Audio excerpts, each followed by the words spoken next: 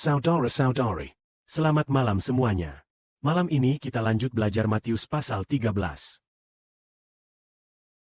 Tadi malam kita belajar tentang perumpamaan penabur yang dikatakan Tuhan Yesus Kristus.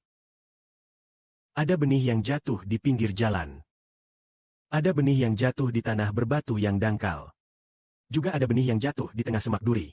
Ada benih yang jatuh di tanah yang baik. Jadi semua jenis tanah itu menunjuk kepada hati manusia. Kalau hati orang ini adalah baik, yaitu hati seperti tanah yang baik. Lalu pada akhirnya apa itu? Pada akhirnya itu adalah Tuhan Yesus Kristus. Dan Injilnya, pada akhirnya adalah Roh Yesus Kristus. Roh Tuhan Yesus Kristus. Kalau itu tanah yang baik, maka kepada pribadi Tuhan Yesus Kristus sendiri. Dan kepada Injilnya, kepada Rohnya ada kasih yang sangat mendalam. Kalau begitu, maka hidup Yesus Kristus akan masuk ke dalam diri kita. Menjadi hidup kelahiran baru kita. Bertumbuh makin hari makin baik. Akhirnya mencapai keadaan sepenuhnya seperti Tuhan. Maka makin belajar kebenaran makin mengerti. Makin mengerti, makin mengasihi Bapa Surgawi. Hidup pun menjadi makin baik. Makin mengasihi Tuhan Yesus Kristus. Hidup pun menjadi makin baik. Kasihnya makin dalam. Tanpa disadari hidup dan sifat kita, rupa kita makin seperti Tuhan.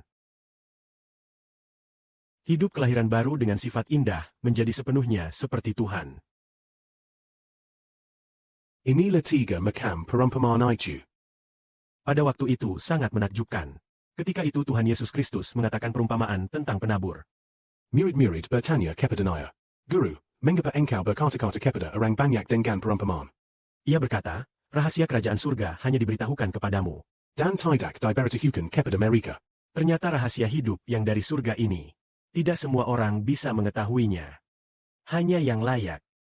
Hanya diberikan kepada orang yang layak untuk dapat mendengarnya. Sesudah mendengar mereka dapat percaya. Yaitu tentang Injil Tuhan Yesus Kristus. Injil yang membuat orang menerima hidup ini.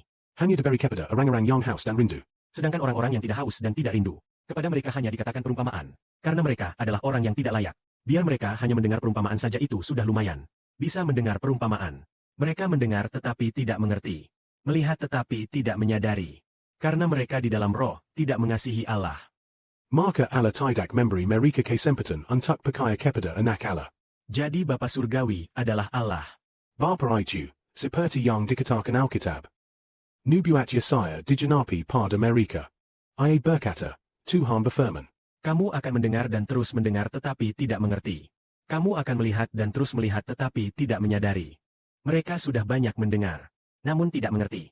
Mereka juga sudah banyak melihat, namun tidak menyadari. Tidak mengerti apa? Tidak mengerti apa?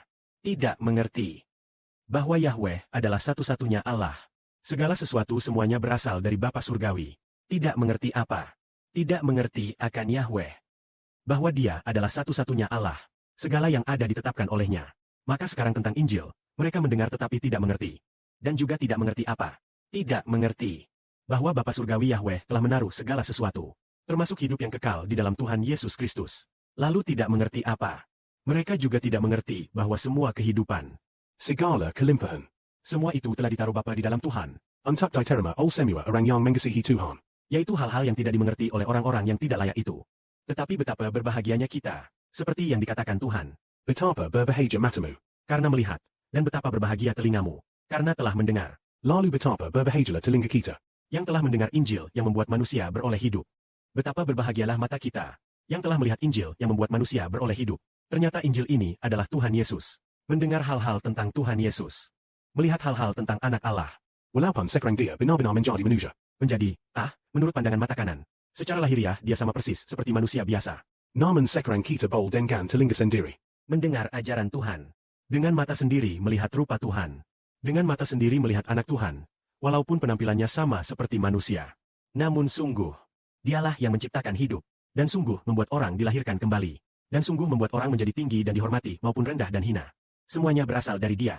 Jadi setelah melihat dan mendengar, dan mengerti di dalam hati. Baiklah, biarlah kasih kita kepada Tuhan menjadi sepenuhnya. Biarlah iman kita kepada Tuhan menjadi sedalam-dalamnya. Dan juga mengkirakan segenap tenaga untuk mengasihi. Mencurahkan segenap tenaga, mempertaruhkan seluruh diri kita. Sehingga akhirnya, setelah kita menang, hidup kita akhirnya bertumbuh menjadi seperti anak Allah, Sang Pencipta, yaitu Yesus Kristus. Yesus Kristus, anak Tuhan. Yesus Kristus itu seperti Bapa di surga. Pada akhirnya kita mengerti dan percaya sedalam-dalamnya. Dan dengan seluruh hidup mengasihi sepenuhnya.